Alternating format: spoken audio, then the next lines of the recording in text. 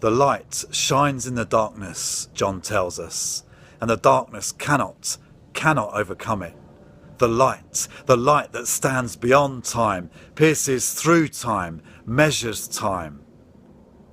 My son asked me the other day, "Dad, what is a light year?" The gears in my brain creaked and rumbled, and I thought, I should know. Hang on, what would Grandad say?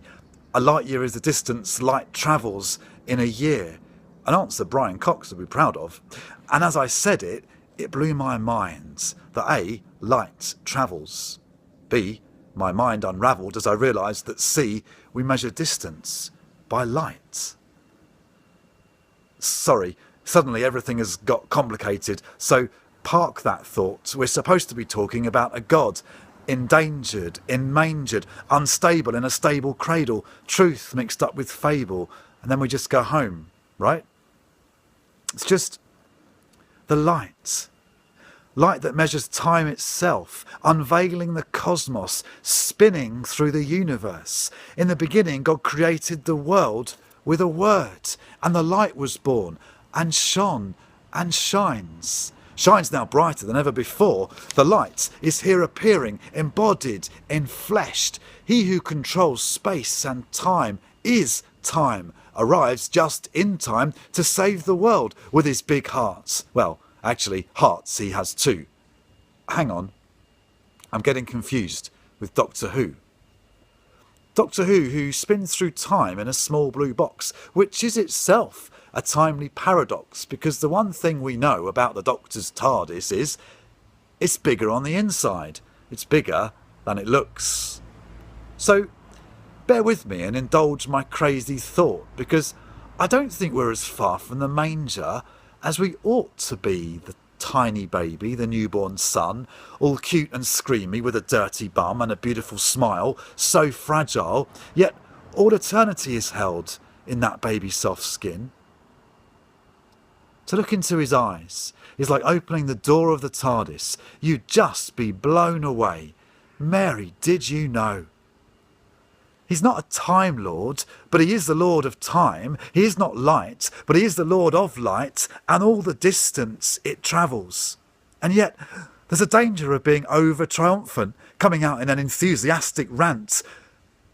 But the reason the light shines so brightly is the dark is so very, very dark.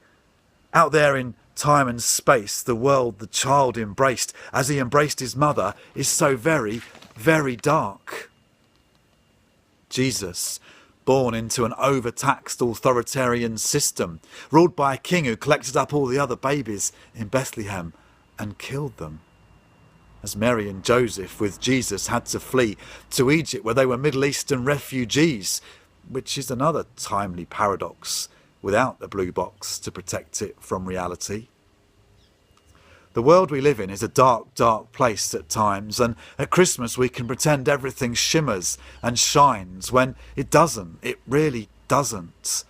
And the stupid irony is that instead of the tinsel and glitz, the whole point of Christmas is the darkness of a world that needs saving, the emptiness of a world that is craving something.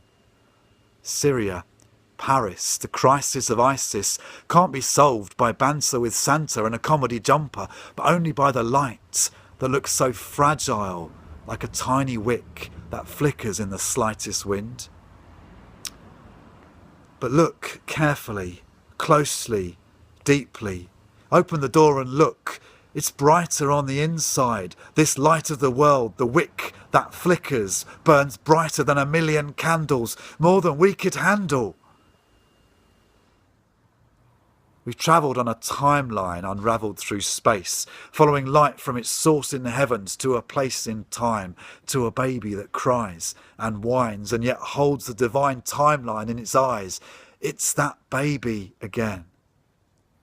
God endangered, enmangered, unstable in a stable cradle. Truth is born to turn the tables on darkness in a most unexpected way. The light shines in the darkness, and the darkness cannot overcome it, because the same Jesus was raised from the dead and won it.